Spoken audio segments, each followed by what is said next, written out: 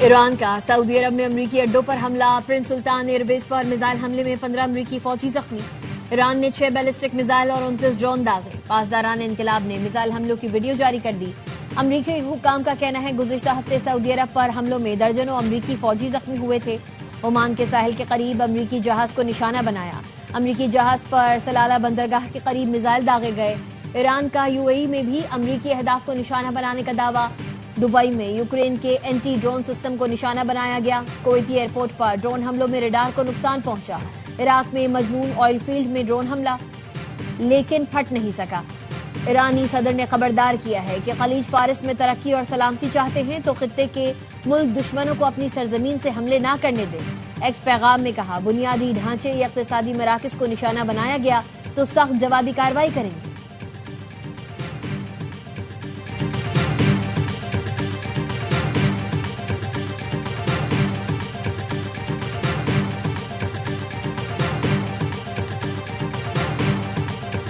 وزیر اعظم شہباز شریف اور ایرانی صدر مسعود پزشکیان میں ٹیلی فونک رابطہ، بات چیت 1 گھنٹے تک جاری رہی۔ خطے میں امن کی کوششوں پر تبادلہ خیال۔ وزیر اعظم نے 1900 قیمتی جانوں کے ضیاع پر افسوس کا اظہار کیا، اسرائیلی حملوں کی مذمت کی۔ وزیر اعظم کا کہنا تھا کہ امن مذاکرات کے لیے سازگار ماحول پیدا کرنا ہے، اجتماعی کوششوں سے کشیدگی کے خاتمے کی مؤثر راہ نکلے گی۔ پاکستان خطے میں امن و استحکام کے لیے تعمیری کردار جاری رکھے گا۔ ایرانی صدر نے وزیر اعظم کی مخلصانہ سفارتی کاوشوں کی تعریف کرتے ہوئے کہا مذاکرات اور ثالثی کے لیے اعتماد سازی کی ضرورت ہے۔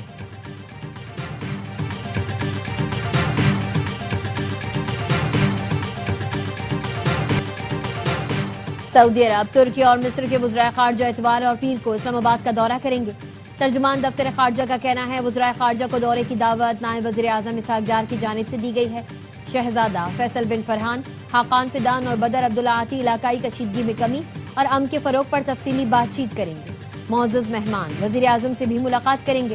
اسحاق ڈار کی چینی وزیر خارجہ سے ٹیلی فونک گفتگو، کہا ایران امریکہ مذاکرات کی سہولت کاری پاکستان کے اصولی موقف کی عکاس ہے۔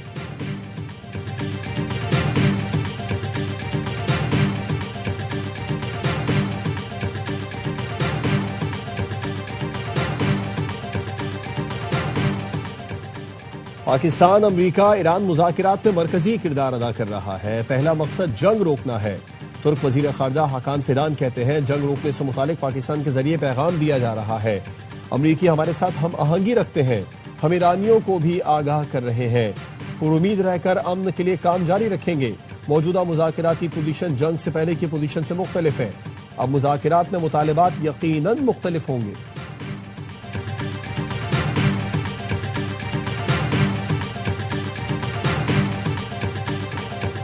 ٹرمپ کے دعووں کے باوجود اسرائیل کا ایران کی توانائی تنصیبات پر حملے، بجلی گھر، اسٹیل کے 2 کارخانوں اور سویلین نیوکلیئر تنصیب کو نشانہ بنایا گیا۔ ایرانی کمپنی خوزستان اسٹیل کمپنی نے بتایا اسٹیل سازی کی کلیدی تنصیبات کو نقصان پہنچا، پیداوار مکمل معطل ہو گئی۔ اسرائیلی فورسز کا Tehran science and technology university پر بھی حملہ، جس سے عمارت کو نقصان پہنچا۔ اسرائیلی فورسز نے تہران کے وسطی علاقے میں آبادی پر بھی حملہ کیا۔ زنجان میں رہائشی عمارت پر حملے میں 5 شہری شہید ہوئے۔ ایرانی وزیر خارجہ نے کہا اسرائیل کا دعویٰ ہے حملے امریکی رابطے کے ساتھ ہوئے۔ نیتن یاہو نے امریکی عوام کی جانوں اور ٹیکس پر جوا کھیلا۔ اسرائیلی وزیر اعظم یہ جوا بری طرح ہار گئے ہیں۔ نیتن یاہو اب یقینی بنا رہے ہیں کہ اس شکست کا خمیازہ امریکی عوام بھگتے۔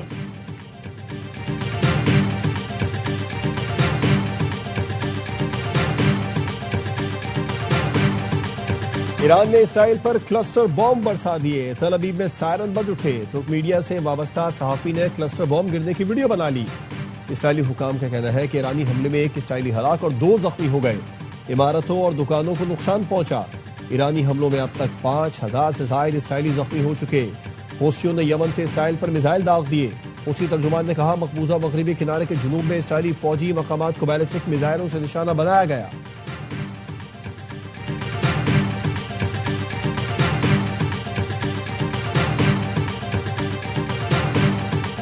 اسرائیل کا جنوبی لبنان میں دیہات پر حملہ، 5 پیرامیڈکس شہید۔ حکام کے مطابق پیرامیڈکس فرائض کی انجام دہی کے دوران شہید ہوئے۔ اسرائیلی فورسز نے جنوبی لبنان کے ساتھ دیہات خالی کرنے کا الٹیمیٹم بھی دیا۔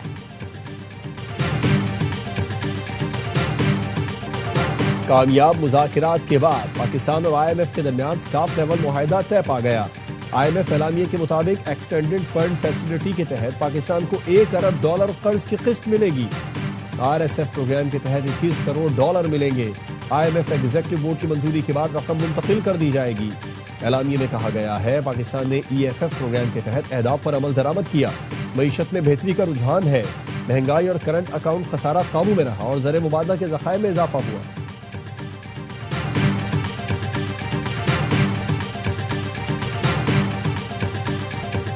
حکومت کی پیٹرولیم مصنوعات پر 300 ارب روپے سبسڈی دینے کی تیاری۔ حتمی فیصلے کے لیے صدر وزیر اعظم اور وزرائے اعلیٰ کا اہم اجلاس آئندہ ہفتے تک متوقع۔ وزارت خزانہ ذرائع کا کہنا ہے ٹارگیٹڈ سبسڈی کے لیے وفاق نے صوبوں سے مالیاتی تعاون کی درخواست کر دی۔ وفاق نے کہا بڑھتی قیمتوں کے تناظر میں صوبے سبسڈی اسکیم کے لیے 154 ارب روپے کی رقم مختص کریں۔ حکومت کا 2 اور 3 پہیہ گاڑیوں کے لیے سستا ایندھن فراہم کرنے کے لیے ٹارگیٹڈ سبسڈی کا ارادہ ہے۔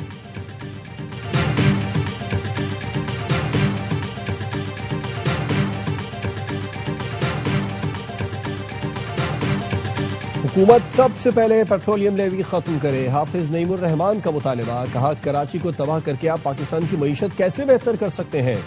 سندھ میں جاری لوٹ مار کا منظم دھندا بند کرایا جائے، ترجمان سندھ حکومت سعدیہ جاوید کا رد عمل۔ کہا حافظ نعیم کی سیاست میں منافقت اور بغض عیاں ہے، انہیں شاہراہ بھٹو نظر آئے گی نہ نئی ہب کنال۔ کراچی کا درد ہے تو اپنے ٹاؤن چیئرمین کی کرپشن کا حساب لیں۔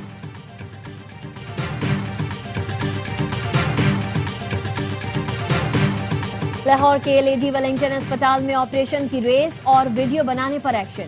M S H O D سمیت 8 ڈاکٹرز، 2 نرسز اور 1 ملازم معطل۔ محکمہ اسپیشلائزڈ ہیلتھ نے معطل عملے کے خلاف پیڈ ایکٹ کے تحت کارروائی شروع کر دی۔ ایم ایس لیڈی ویلنگٹن اسپتال doctor Farah Inam, H O D professor Uzma Hussain, 5 graduate doctors کو ہیڈ کوارٹرز رپورٹ کرنے کا حکم۔ سیکریٹری صحت کا کہنا ہے آپریشن تھیٹر میں غیر متعلقہ افراد کی موجودگی پر سخت ایکشن لیا گیا۔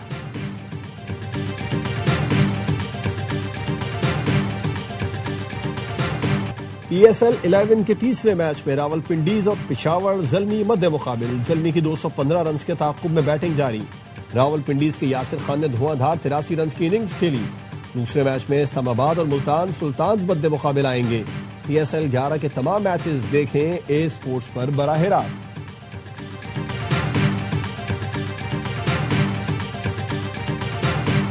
پی ایس ایل 11 میں کراچی کنگز کا فاتحانہ آغاز، کوئٹہ گلیڈیٹرز کو 14 رن سے شکست دے دی۔ قذافی اسٹیڈیم میں کوئٹہ کی ٹیم 182 رنز کے تعاقب میں 167 تک پہنچ سکی۔ حسن علی کی تباہ کن بولنگ، 4 وکٹیں اڑائیں۔ Star all rounder Moeen Ali کے ناقابل شکست 48 رنز۔ آل راؤنڈ کارکردگی پر معین علی میچ کے بہترین کھلاڑی قرار۔ کپتان کراچی کنگز ڈیوڈ وارنر نے کہا ہمارے اسپنرز نے شاندار بولنگ کی، ایڈم زمپا نے لگاتار ڈاٹ گیندیں کرا کے دباؤ بنایا۔ میدان کے اندر بھی کراچی، میدان کے باہر بھی کراچی۔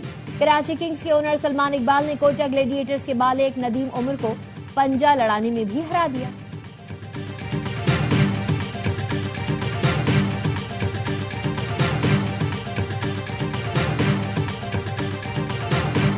کراچی کنگز سلمان اقبال نے وزیر اعظم سے شائقین کو اسٹیڈیم آنے کی اجازت دینے کی درخواست کر دی۔ سلمان اقبال نے ایکس پر کہا بانی ٹیم اونر کی حیثیت سے پی ایس ایل کے آغاز سے خالی اسٹیڈیم دیکھ کر دل دکھتا ہے۔ پی ایس ایل عوام کے جوش و جذبے پر قائم ہے، امید ہے ہم جلد اسٹیڈیمز کو دوبارہ بھرپور انداز میں آباد دیکھیں گے۔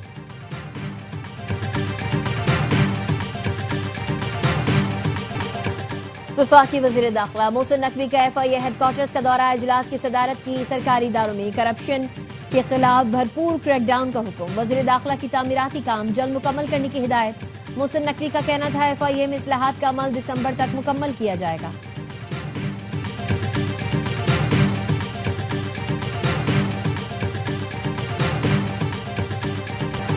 پاکستان کی عالمی اہمیت سے خائف بھارت دنیا کے امن کا دشمن بن گیا۔ مشرق وسطیٰ میں امن کی پاکستانی کوششوں کو سبوتاژ کرنے کا خطرناک منصوبہ بنایا۔ پاکستان اور خطے کے امن کے خلاف بھارتی سازش بے نقاب۔ بھارت نے افغانستان کے ساتھ مل کر اسٹریٹجک ڈس انفارمیشن حملہ کیا۔ جعلی ایرانی شناخت کے ذریعے پاکستان میں نفرت پھیلانے کا بیانیہ گھڑنے کا انکشاف۔ پاکستان پر امریکہ کے لیے تیل ترسیل کا جھوٹا الزام لگا کر نفرت انگیز پروپیگنڈے کو بنیاد فراہم کی گئی۔ ایرانی شناخت رکھنے والے درجنوں اکاؤنٹس بھارت اور افغانستان سے آپریٹ کیے جانے کا انکشاف۔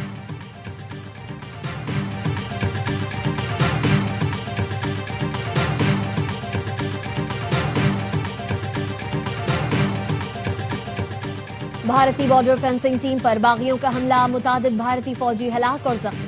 بھارتی میڈیا کے مطابق میانمار بارڈر پر حفاظتی باڑ لگانے والی ٹیم حملے کی زد میں آئی۔ ناگا علیحدگی پسند گروپ نے بھارتی فوج پر حملے کی ذمہ داری قبول کر لی۔ KMS کے مطابق سرحدی باڑ کا مقصد ناگا شناخت کو ختم کرنا ہے۔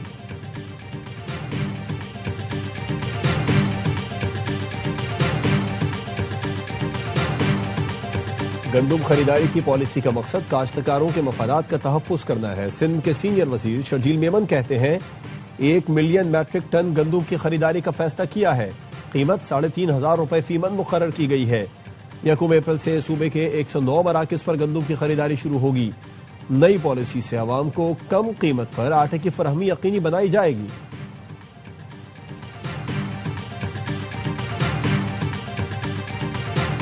کراچی کے علاقے گاجن میں ریبیز کا متاثرہ 42 سالہ شخص انڈس اسپتال میں دم توڑ گیا۔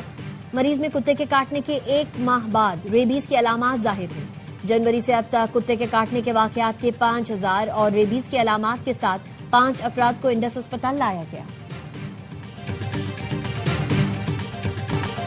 سونے کی قیمت میں اضافہ، پاکستان میں فی تولہ سونا 4,800 روپے مہنگا ہو کر 4,72,062 روپے کا ہو گیا۔ عالمی مارکیٹ میں فی اون سونا $48 اضافے سے $4,493 کا ہو گیا۔ فی تولہ چاندی کی قیمت 7,454 روپے پر مستحکم رہی۔ گوادر سمیت بلوچستان کے مختلف علاقوں میں بارش کا سلسلہ جاری۔ کراچی سمیت سندھ میں آج تیز ہواؤں کے ساتھ بارش کا امکان۔ خیبر پختونخوا، پنجاب، آزاد کشمیر اور گلگت بلتستان میں بھی آج کہیں کہیں تیز ہوا اور گرج چمک کے ساتھ بارش متوقع۔